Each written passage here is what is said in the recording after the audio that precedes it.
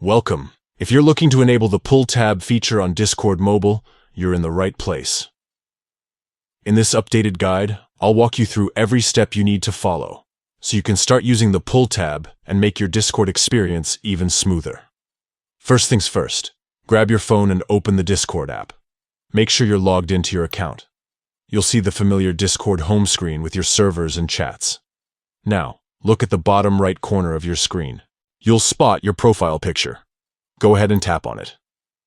This will take you straight into your user settings, where you can tweak all sorts of options to personalize your Discord experience. Once you're in the settings menu, scroll down until you find the section labeled Advanced. It might be a little further down the list, so keep scrolling until you see it. Tap on Advanced to open up some additional features and experimental options that aren't available in the standard settings. Inside the Advanced menu, look for the section called LaunchPad. This is where Discord keeps some of its newer features, including the Pull tab. Under the LaunchPad section, you'll see an option labeled Pull tab. Tap on it to enable the feature. That's it.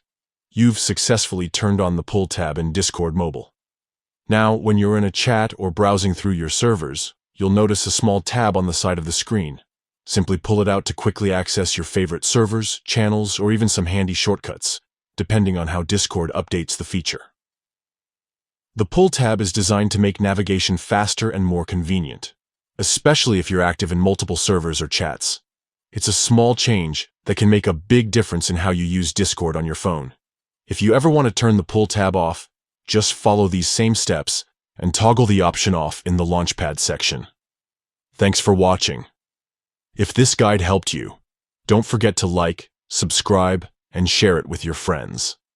Enjoy your improved Discord experience.